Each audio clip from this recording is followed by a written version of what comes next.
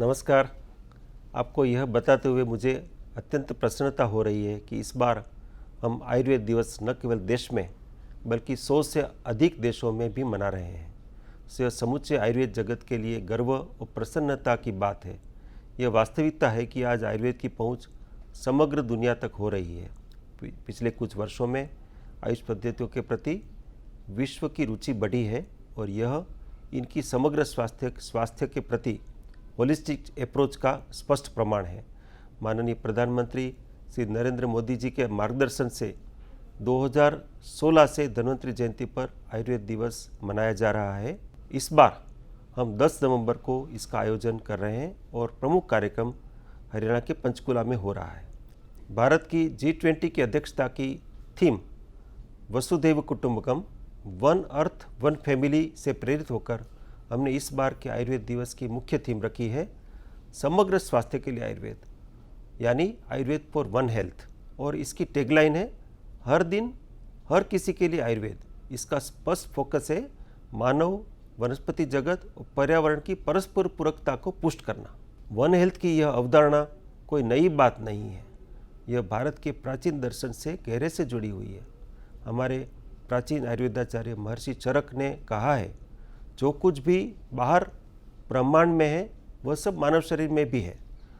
उसके लिए उन्होंने कहा है लोक पुरुष साम्य। ऐसे हमारे वेदों में भी कहा है कि यत पिंडे तत् ब्रह्मांडे।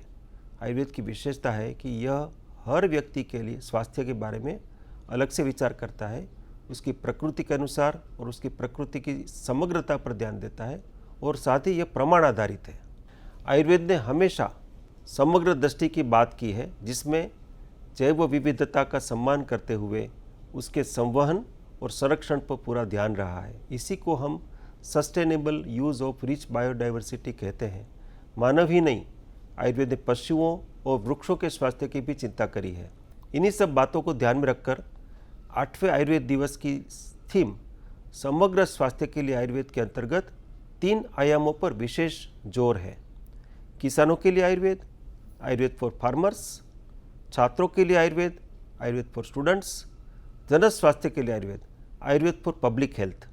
हमने एक माइक्रो साइट भी तैयार की है ayurvedaday.org.in, जिसमें 8वें आयुर्वेद दिवस से जुड़ी जानकारियों के साथ ही देश और दुनिया में हो रही गतिविधियों की जानकारी भी उपलब्ध है। साथ ही MyGov प्लेटफॉर्म पर आयुर्वेद के प्रसार के लिए हमने ई-शपथ भी अपलोड की है। इसी 5 नवंबर को देश के 11 शहरों में सैकड़ों की संख्या में युवा बाइकर्स ने रैली निकाल करके आयुर्वेद के प्रति जन कल्याण, जन जागरण का सार्थक अभियान चलाया। यह बेहद उत्साहजनक है कि देश और दुनिया से बड़े उत्साह के साथ आयुर्वेद दिवस मनाने की तैयारी की खबरें आ रही है। इस 8वें आयुर्वेद दिवस को सफल बनाने के लिए इतने उत्साह से जुड़े हर व्यक्ति को और हर संस्था को मैं हार्दिक आभारी हूँ। आप सबको 8वें आयुर्वेद दिवस को एक सफल अभियान के रूप में अत्यंत सफल बनाने के लिए बहुत बहुत धन्यवाद। जय हिंद।